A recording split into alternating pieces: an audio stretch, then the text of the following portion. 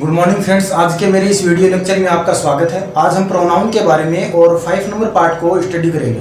तो यहाँ आप देख रहे हैं इंडेफिनिट प्रोनाउन। इंडेफिनिट प्रोनाउन का अर्थ होता है अनिश्चयवाचक संख्या या अनिश्चयवाचक प्रोनाउन। जिस वस्तु के बारे में या किसी भी नाउन के रूप में यदि कोई भी आपको वर्ड असंख्या के बारे में दर्शाता है या अनिश्चितता के बारे में दर्शाता है, हम उसे इंडेफिनिट प्रोनाउन कहते हैं। यहाँ दिया हुआ है जो वर्ड किसी भी अनिश्चित संख्या को व्यक्त करता है। अनिश्चय का मतलब होता है कि जिसकी गिनती नहीं हो सकती, उस प्रकार की संख्या को अनिश्चय कहते हैं। ऐसी संख्याओं को हम अनिश्चयवाचक सर्वनाम कहेंगे। यहाँ पर दिए हुए हैं कुछ word: all, any, anybody, anything, someone, somebody, everyone, everybody, one, non, nobody, none, few, many, some and same जो वर्ड हैं, ये सारे के सारे जो वर्ड हैं ये इंडेफिनिट प्रोनाउन को दर्शाते हैं। यहाँ पर फॉर एग्जाम्पल के रूप में आप देख रहे हैं कि नोबडी जो वर्ड दिया हुआ है, nobody can do this work. यहाँ पर नोबडी जो है वो एक इंडेफिनिट प्रोनाउन को इंडिकेट कर रहा है। यहाँ पर एनीबडी जो वर्ड है वो भी किसको इंडिकेट कर रहा है? प्रोनाउन को इंडिकेट कर रहा है। इसी प्रकार से यहाँ पर हम देख रहे हैं एवरीवन, तो एवरीवन जो वर्ड दिया हुआ है वो भी हम इंडेफिनिट प्रोनाउन को इंडिकेट करते हुए पढ़ते हैं। तो इस प्रकार के जितने भी वर्ड दिखाई देते हैं वो सारे के सारे वर्ड जो हैं वो इंडेफिनिट प्रोनाउन को दर्शाएंगे। नेक्स्ट आता है रिलेटिव प्रोनाउन। रिलेटिव प्रोनाउन का अर्थ होता है संबंध, किसी एक वस्तु का या दूसरी वस्तु से संबंध होना, या किसी एक व्यक्ति का दूसरे व्यक्ति से संबंध होना, किसी भी प्रोनाउन का दूसरे प्रोनाउन से संबंध होना। इस प्रकार के वर्ड जो हैं वो हम रिलेटिव प्रोनाउन के अंतर्गत स्टडी करते हैं। तो यहाँ पर नेक्स्ट जो प्रोनाउन अपना है वो है रिलेटिव प्रोनाउन। रिलेटिव प्रोनाउन को हम कहते हैं यहाँ पर संबंधवाचक सर्वनाम। क्या कहेंगे? संबंधवाचक सर्वनाम। यहाँ पर वे सर्वनाम या वे प्रोनाउन वर्ड जो अपने पहले आने वाले या वर्ड से पहले आने वाले नाउन या प्रोनाउन को संबंध जो दर्शाते हैं, संबंध आगे आने वाले एक्शन को शो करते हैं या आगे आने वाले नाउन को साथ संबंध के रूप में उसका प्रभाव दिखाते हैं, उसे हम रिलेटिव प्रोनाउन कहते हैं। वो रिलेटिव प्रोनाउन कहलाते हैं। जैसे कुछ WH वर्ड दिए हुए हैं जिनको हम रिलेटिव प्रोनाउन के अंतर्गत मानते हैं, वो इंट्रोगेटिव नहीं होंगे। यहाँ पर ये रिलेटिव प्रोनाउन के अंतर्गत है। इन WH वर्ड का जब सेंटेंस में प्रयोग किया जाता है तो सेंटेंस के अंत में क्वेश्चन मार्क चिन्ह का प्रयोग नहीं होगा, फुल स्टॉप का ही प्रयोग किया जाएगा। यहाँ इन WH वर्ड्स का प्रयोग जो है वो इनके शब्द के रूप में नहीं करते हैं, ये संबंध शब्द के रूप में हम इनको यूज में लेते हैं। जिस प्रकार से दिया हुआ है दिस इज द मैन, वह एक आदमी है, whom I met yesterday, जिससे मैं कल मिला। तो यहाँ पर ये जो whom है ये क्या दिया हुआ है? यहाँ पर रिलेटिव प्रोनाउन दर्शाया गया है। Surajgarh is the town, Surajgarh एक टाउन है। वेयर आई बोर्न, जहां मैं जन्मा। तो यहाँ पर वेयर जो शब्द दिया हुआ है WH वर्ड का, ये भी रिलेटिव प्रोनाउन को दर्शाता है। यहाँ पर बात चल रही थी कि एक नाउन का संबंध दूसरे नाउन से किया जाता है। तो यहाँ पर हम देखते हैं कि whom का प्रयोग जब कर रहे हैं तो व्यक्ति का जो प्रयोग है वो आई के साथ हो रहा है। यहाँ टाउन का जो प्रयोग है वो हम कर रहे हैं आई के साथ में। तो यहाँ पर टाउन यानी कस्बा, कस्बे का संबंध आई से है। तो यहाँ पर बताया गया है कि जहाँ WH वर्ड रिलेटिव वर्ड का यूज जब करते हैं तो उससे पहले आने वाला जो वर्ड है वो अपने आगे आने वाले वर्ड के साथ में अपना संबंध दर्शाएगा। इस प्रकार के जो WH वर्ड होते हैं वो रिलेटिव प्रोनाउन कहलाते हैं। आप नोट कीजिए। नेक्स्ट प्रोनाउन हम स्टडी करते हैं। नेक्स्ट हम पढ़ते हैं डिस्ट्रीब्यूटिव प्रोनाउन। डिस्ट्रीब्यूटिव प्रोनाउन का अर्थ होता है व्यष्टिवाचक सर्वनाम। डिस्ट्रीब्यूटिव प्रोनाउन में एवरी, आइदर तथा नाइदर का प्रयोग हम देखते हैं। इनका प्रयोग किसी एक संख्या में से, उसमें से किसी एक चीज के लिए हम या समूह में से किसी एक को दर्शाने के लिए हम इनका यूज करते हैं।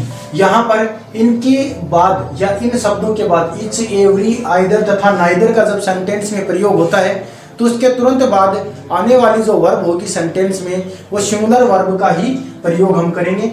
फॉर एग्जाम्पल के रूप में आप देख सकते हैं कि each of you speak loudly, तुम प्रत्येक में से सभी बोलो। It every of the two girls is talkative, प्रत्येक दो लड़कियां बातूनी होती हैं। इस प्रकार से यहाँ पर इन शब्दों का प्रयोग किया गया है। आने वाली जो वर्ब है यहाँ पर वर्ब की फर्स्ट फॉर्म में है, वहां पर भी वर्ब की फर्स्ट फॉर्म में है, तो वर्ब की फर्स्ट फॉर्म का ही प्रयोग इनके तुरंत बाद में किया जाता है। वर्ब सिंगुलर में लिखेंगे, वर्ब की फर्स्ट फॉर्म के रूप में इनका यूज। नेक्स्ट हम पढ़ते हैं इंट्रोगेटिव प्रोनाउन। इंट्रोगेटिव प्रोनाउन होता है पर्सन वाचक सर्वनाम। क्या होता है? पर्सन वाचक सर्वनाम हम इसे कहते हैं, जिसमें किसी भी दूसरे व्यक्ति से कोई भी पर्सन पूछा जाता है, हम उसे इंट्रोगेटिव प्रोनाउन कहेंगे। यहाँ पर सभी जो WH वर्ड हैं वो सारे के सारे WH वर्ड जो हैं वो किस में आ गए हैं? इसमें इंट्रोगेटिव प्रोनाउन में हम देखते हैं। और तथा सेंटेंस के अंत में क्वेश्चन मार्क चिन्ह का प्रयोग हम करेंगे। सेंटेंस के अंत में हम क्वेश्चन मार्क चिन्ह का प्रयोग करते हैं। फॉर एग्जाम्पल देखते हैं हम, व्हाट इज योर नेम, तुम्हारा क्या नाम है। तो योर व्हाट जो है यहाँ पर एक प्रोनाउन है तथा अंत में सेंटेंस के क्वेश्चन मार्क चिन्ह लगा हुआ है। हुज बुक इज दिस, यह पुस्तक किसकी है। तो यहाँ पर हुज जो वर्ड है वो भी एक प्रोनाउन है। वेयर डू यू लिव, तुम कहाँ रहते हो, तो ये भी एक प्रोनाउन है वेयर। तो यहाँ पर WH वर्ड जो होते हैं मैं आपको बता देता हूँ कि रिलेटिव प्रोनाउन में भी हमने WH वर्ड पढ़े थे, लेकिन उसके अंत में फुल स्टॉप का ही प्रयोग किया जाता है। उन WH वर्ड का प्रयोग संबंध को दर्शाने के लिए हम करते हैं, तथा इंट्रोगेटिव प्रोनाउन के अंदर हम सेंटेंस के शुरू में इन WH वर्ड का प्रयोग करेंगे तथा सेंटेंस के अंत में हम क्वेश्चन मार्क चिन्ह का प्रयोग करते हैं। अब पढ़ते हैं आगे एक्सक्लेमेटरी प्रोनाउन। एक्सक्लेमेटरी प्रोनाउन होते हैं आश्चर्य सूचक सर्वनाम। वे सर्वनाम जो सेंटेंस में आश्चर्य को व्यक्त करते हैं, हम उसे एक्सक्लेमेटरी प्रोनाउन कहते हैं। वे शब्द जो सेंटेंस में आश्चर्य का भाव प्रकट करते हैं उनको हम एक्सक्लेमेटरी प्रोनाउन कहेंगे। तथा व्हाट और हाउ से इन शब्दों की शुरुआत होती है, इन सेंटेंसों की शुरुआत होती है। For example, what a beautiful flower it is. यहाँ पर भी देखो आपको व्हाट मिला हुआ है, हाउ मिला हुआ है, ये भी एक WH वर्ड ही है, लेकिन यहाँ पर ये WH वर्ड जो होते हैं वो आश्चर्य को प्रकट कर रहे हैं। एक्सक्लेमेशन विस्मयादि बोधक चिन्ह के बारे में ये बता रहे हैं। तो यहाँ पर ये जो WH वर्ड है, ये WH वर्ड एक्सक्लेमेटरी प्रोनाउन कहलाएंगे। तो यहाँ पर what a beautiful flower it is तथा अंत में विस्मयादि बोधक चिन्ह या एक्सक्लेमेशन मार्क का हम यूज करते हैं। हाउ लकी आई एम, मैं कितना लकी हूं। What an intelligent boy he is, कितना इंटेलिजेंट बुद्धिमान लड़का है। ये हम इस प्रकार के वर्ड को एक्सक्लेमेटरी वर्ड के रूप में या एक्सक्लेमेटरी प्रोनाउन हम कहते हैं। तो आप इनको नोट कीजिए। नेक्स्ट हम प्रोनाउन की स्टडी करते हैं। प्रोनाउन दे रखा है 10 नंबर पे इम्पर्सनल प्रोनाउन। वे प्रोनाउन जो अव्यक्त करते हैं किसी भी व्यक्ति को, वस्तु को या स्थान को, उन्हें हम इम्पर्सनल प्रोनाउन कहते हैं। इसमें ज्यादातर जो होता है वो इट जो प्रोनाउन आता है वो काम में लिया जाता है। इट प्रोनाउन जो होता है वो इम्पर्सनल प्रोनाउन कहलाता है, जिसमें अव्यक्त करने की भावना होती है। अव्यक्त वर्ड के रूप में इसको काम में लिया जाता है। It is very hot today, आज का जो दिन है वो बहुत ज्यादा गर्म है। It was Sunday when I came to you. तो यहाँ पर इट जो वर्ड दिया हुआ है ये एक इम्पर्सनल प्रोनाउन के अंतर्गत है। यहाँ पर रेसिप्रोकल प्रोनाउन अन्योन्यवाचक सर्वनाम कहते हैं।